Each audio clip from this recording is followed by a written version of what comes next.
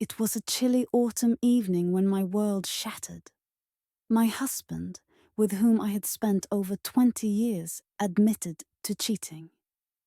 He spoke those words with a cold, distant remorse, as if commenting on something trivial rather than destroying my trust completely. I sat frozen, holding the edge of the kitchen table as though it could anchor me. He talked about moments he said were insignificant, about someone who supposedly didn't matter. But every word felt like a knife, each one digging deeper into my foundation. When he eventually left, it didn't feel like a storm passing, but the haunting stillness that follows, calm yet suffocating with loss. For a long time, I couldn't move, as if my body had turned to stone, reacting physically to the weight of the betrayal. Then I heard footsteps coming down the stairs. My son, Aaron, stood in the doorway, his face unreadable. I hadn't considered how much he might have overheard. "Mom," his voice was soft but steady. "Is it true?" I couldn't bring myself to look at him. "Yes, it's true." He crossed the room, quickly, and wrapped his arms around me. Aaron, my 18-year-old son, was holding me like I was the one who needed comfort, and not the other way around. His embrace was warm and grounding, and for the first time that night, I allowed myself to cry. The days after were a blur of anger, pain, and uncertainty. My husband, soon to be my ex, stayed somewhere else, leaving the house eerily quiet. Aaron took it upon himself to fill the silence. He made meals, reminded me to eat, and ensured I didn't close myself off completely. "Mom," he said one evening at dinner, his tone calm but firm, "you have to stop blaming yourself. This isn't your fault." "I don't know," I whispered, barely audible. Maybe if I'd been more present, more attentive. He cut me off. "Stop it. Dad made his choices. This isn't about what you did or didn't do." His words made me cry again. But this time, they were tears of relief.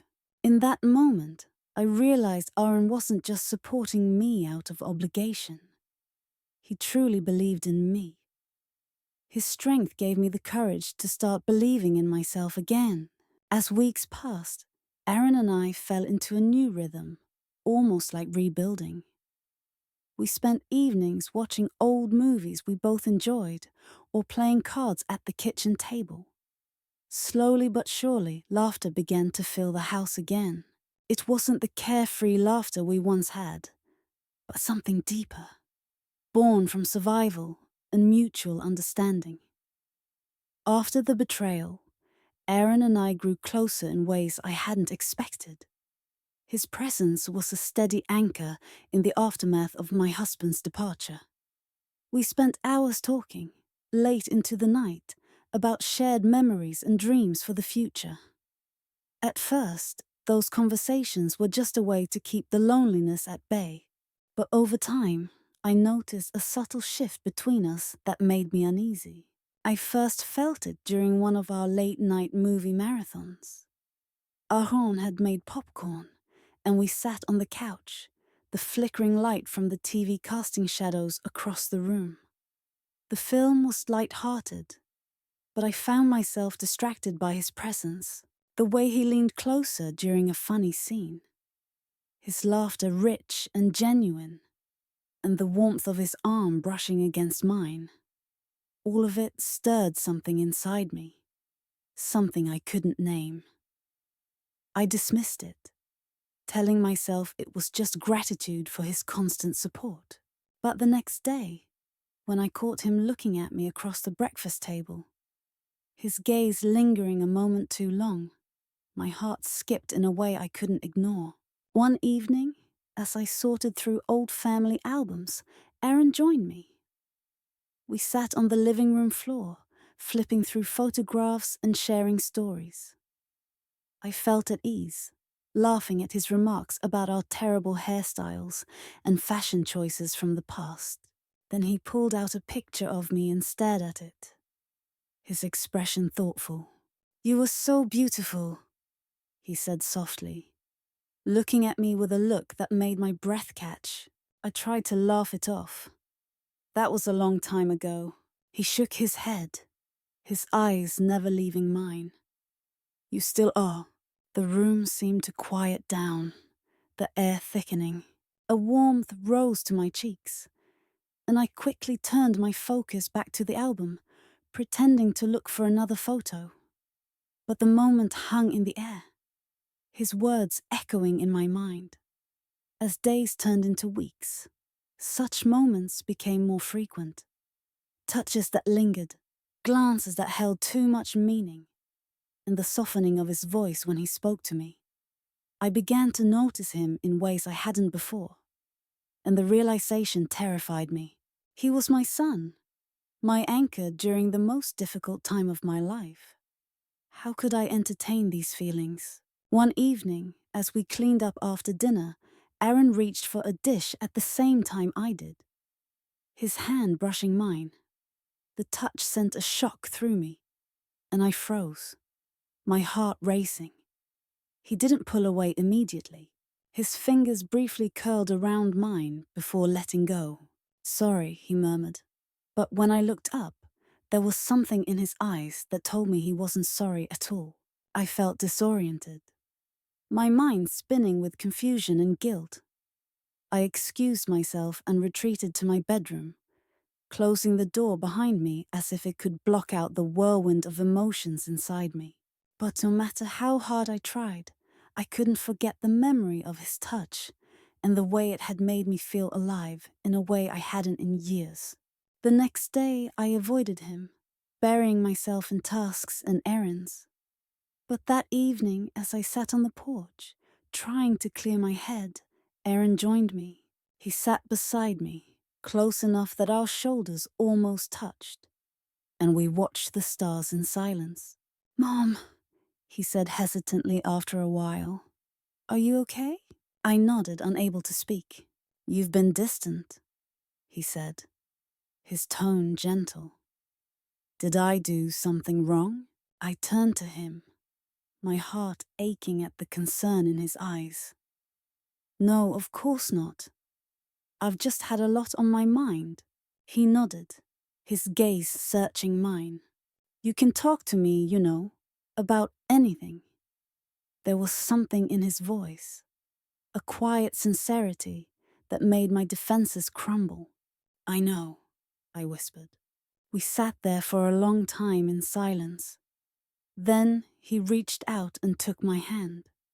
His touch was warm and steady. I should have pulled away, but I didn't. Instead, I let him hold it, my heart racing as I felt the boundaries between us blur even more. In the days that followed, I tried to keep up the appearance of normality, but it was a fragile mask. The tension between us was obvious, an undercurrent in every interaction. I told myself that these feelings were wrong, that I had to ignore them, suppress them, forget them. But deep down, I knew the truth. Something had changed between us, and there was no turning back. One evening, as we sat together in the living room, Aaron turned to me, his face serious. "Mom," he began, his voice soft but determined. "I know this is complicated, but I need you to know that you're everything to me. And I don't just mean as my mom." My breath caught, his words both terrifying and thrilling. "Aaron, we can't." "I know," he interrupted gently. "I know how it sounds, but I can't pretend I don't feel this way." Tears welled up in my eyes and I shook my head. "This isn't right." "Maybe not," he said, his voice firm with quiet resolve. "But it's real." His words hung in the air, undeniable. In that moment, I knew we had crossed a line, one that neither of us could uncross. It was a peaceful morning when sunlight poured through the kitchen window as I made pancakes, the the smell of coffee filling the air. Aaron walked in, his shirt rumpled from sleep, his hair a mess. He looked so much like the boy I remembered. So familiar, so mine. "I've been thinking," he said, sitting down at the table and pouring himself a cup of coffee. His tone was casual, but there was a weight in his voice that gave him away. "About what?"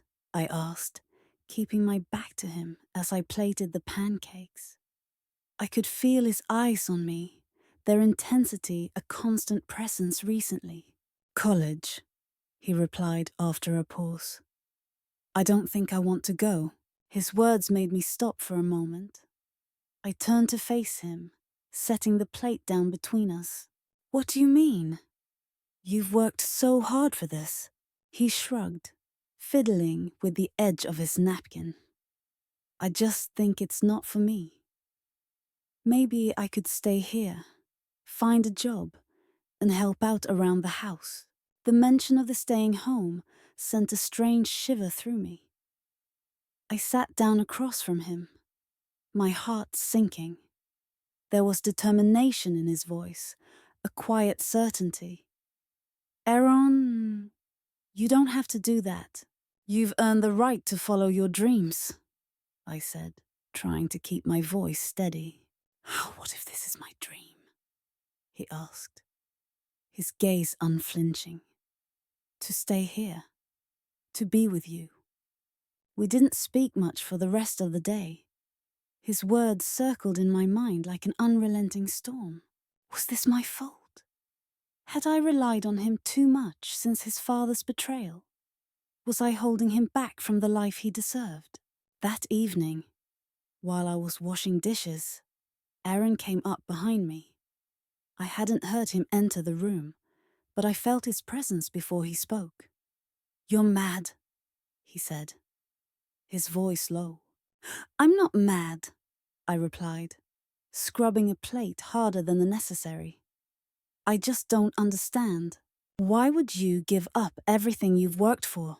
Because it doesn't feel like giving up," he said simply. "It feels like choosing what matters." I turned to face him, my hands wet with soapy water. "Aaron, I'm your mother." I gestured between us, unsure how to explain what this was. "This can't be the reason you're staying." His jaw tightened, and for a moment I thought he might walk away. But instead, he stepped closer. "It's not the only reason," he said firmly, "but it's part of it. And I'm not going to apologize for that."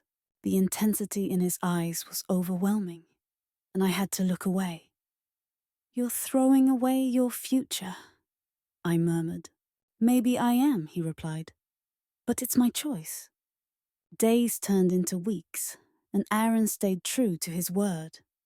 He applied for jobs around town and landed a position at a local hardware store. He came home each evening, his hands dirty and his face streaked with sweat. But he seemed content, maybe even happy. We fell into a routine that felt too familiar, too comfortable. He helped with dinner, his hands brushing mine as we worked side by side in the kitchen. We watched movies together on the couch, his arm resting across the back, so close that I could feel the warmth of his skin. And every now and then, I'd catch him looking at me with that same quiet intensity, causing my heart to race and my stomach to tighten. One evening, as we sat on the porch watching the sunset, Aaron broke the silence. "Do you regret it?" he asked softly. "Regret what?" I replied, though I knew exactly what he meant. Not stopping me, letting me stay. I looked at him, his face glowing in the golden light of the setting sun. "Sometimes," I admitted, "but not because I don't want you here. I don't want you to give up everything for me." He leaned forward, resting his elbows on his knees. "I'm not giving up anything," he said firmly. "I'm choosing you." "Mom?" Doesn't that mean anything? It means everything, I whispered, my throat tight. But it scares me. Why? He asked, his voice barely audible. Because I don't know if I'm strong enough to keep pretending that this is normal, I confessed, the words spilling out before I could stop them. Aaron reached out, brushing his hand against mine. The touch was electric, sending a jolt through me. Then stop pretending, he said with calm certainty. My breath hitched, and for a moment I couldn't speak. His hand closed around mine, his grip firm yet gentle, and I felt myself leaning into him, drawn by a force I couldn't explain. Aaron, I whispered, my voice trembling. It's okay, he said, his other hand coming up to cup my face. It's just us, no one else. It's always been just us. The world seemed to fade away, leaving only the two of us on that porch. The air thick with unspoken words and forbidden feelings. And for the first time, I didn't push him away. The moment hung in the air between us, heavy and intoxicating. Aaron's hand lingered on my face, his thumb brushing my cheek so lightly it felt like a whisper.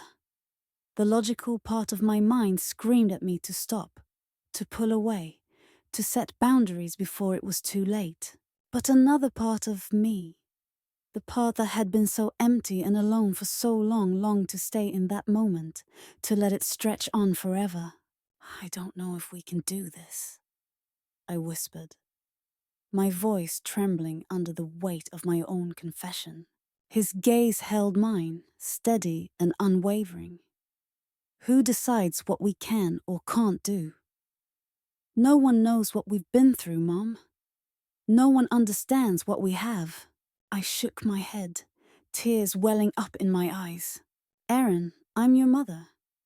This isn't how things are supposed to be. He dropped his hand but didn't pull away. I know how it sounds. I know how it looks. But it doesn't feel wrong. It never has, he said, his voice cracking slightly. You've always been everything to me, even before Dad left. And now it feels like it's just us against the world. His words pierced through me, a mixture of warmth and fear swirling in my chest. It's not that simple, I said, barely above a whisper. People will talk. They'll never understand. Let them talk, he said fiercely. Let them think whatever they want. They don't know what it's like to be us, to feel this. I turned away, staring out at the horizon where the sun had dipped below the tree tops, casting the world in dusky shadows. The world felt too big and too small at once, and the weight of his words pressed down on me. Aaron, you deserve a normal life, I said. A future with someone who can give you everything you need. I can't be that person. What if you already are? He asked, his voice filled with quiet desperation. What if I don't want anyone else? The days that followed were tense. The unspoken words between us hung like a storm cloud. Aaron didn't press me further, but his presence was a constant reminder of the line we were dangerously close to crossing. He went about his days as usual, but every glance, every touch, every shared moment carried a weight that made my heart ache. One evening, I found him in the living room, curled up on the couch with a book. He looked so at ease, so comfortable in our home, his hair falling into his eyes as he read. When he glanced up and saw me standing in the doorway, a small smile spread across his face. Hey, he said simply. Hey, I replied, suddenly feeling self-conscious. I hesitated before stepping further into the room, unsure of what to say. You okay? He asked, setting the book aside. I nodded. sitting down in the armchair across from him, just thinking about us. His voice was calm, but I could hear the unmistakable vulnerability in it. I didn't answer immediately, but I could feel his eyes on me, waiting. Finally, I nodded. About us, he sat up, leaning forward with his elbows on his knees. I'm not trying to push you, Mom. I can't pretend I don't feel what I feel. And I don't think you can either. I closed my eyes, taking a deep, shuddering breath. Aaron, this is so complicated. There are rules, boundaries we're not supposed to cross. Who makes those rules? He asked, his voice soft but insistent. Who decides what's right for us? The world or us? His words hung in the air, daring me to confront the truth I had been avoiding. I opened my eyes and found him watching me, his expression open and raw. I'm scared, I admitted. I'm scared of what this means, of what we might lose if we let this go any further. You won't lose me, he said firmly. Not ever. You're my whole world, Mom. And I'm yours. His words broke something inside me. All the walls I had built, the defenses I had clung to, came crashing down. I didn't know if it was right or wrong, but in that moment, it didn't matter. All I knew was that I was tired of fighting what felt inevitable. I stood and crossed the room to sit beside him on the couch. He looked up at me, his eyes searching mine for permission, for understanding. Slowly, tentatively, I reached out and brushed a strand of hair from his forehead. His breath hitched, and I felt the electricity between us spark to life again. Aaron, I whispered, my voice trembling. I'm here, he said softly, his hand coming up to rest against mine.